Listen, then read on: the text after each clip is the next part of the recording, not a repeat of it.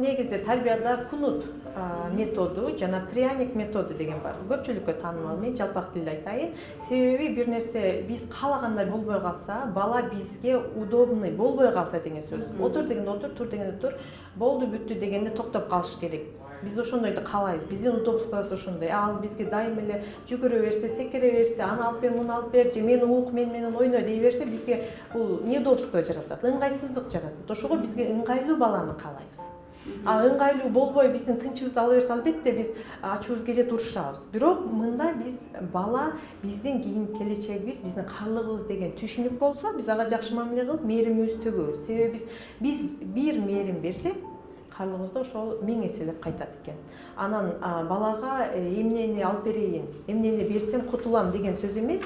Аны кандай тарбия берсем болот экен, кантип сүйлөсөм болот экен деп угушубуз керек биринчи.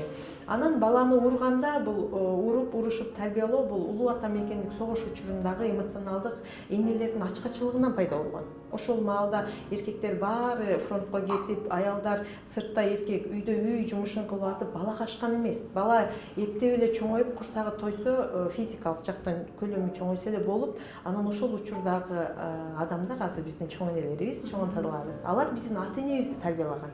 Ошону эле көрүп, биз дагы урушуп, уруп тарбиялаганга көнүп калганбыз. Бул менен бир жакшынакай жүрөбүз дейбиз, бирок анын запкысын жегендер бизге психологдор мурас болуп келет. Мурас болуп улуу ата мекендик согуштан бери келатат. Ага чейин кыргыздын нарк населинде баланы бапестеп, балам ботом деп жакшы айтып, чоң энелери тарбиялашкан. Кыздардын тарбиясына өзгөчө жеңелер көз болушкан. Ушундай сонун биздин тарбиялык салттарыбыз болгон.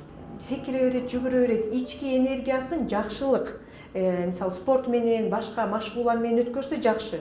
Энергиясы көп болсо. Ал эми биз ошол нерсени каалагандыктан эле уруп коебуз, урушуп коебуз. Анан бала мен эмне үчүн каалаганымды эркин жасай албай калам деп, анан мен жакшы эмес окшойм деп ойлоп калат. Көбүнчө баланы урушканда, ал бала ата энесине капа болбойт.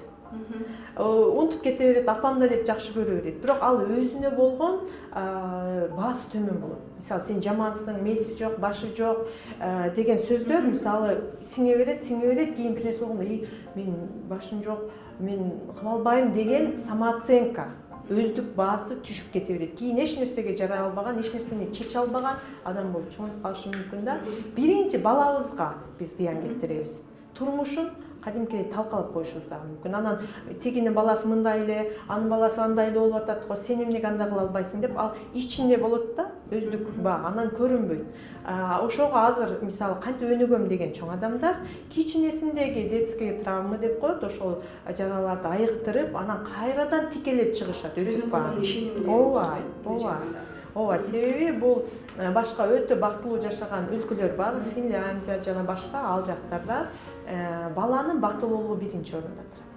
Анын ыңгайлуулугу эмес, бактылуулугу, куунак балалыгы, баяу балалыгы ошол биринчи орунда турат. Себеби баланын балалыгы 20 жашка чейин созулса, 6-7 жашка чейин балам падышам болот. 7 жаштан 14 жашка чейин балам кулум деп тарбиялашыбыз керек. 14 жаштан 20 жашка чейин балаңызды дос катары көрүңүз дейт. Ошондо туура тарбия болот дейт.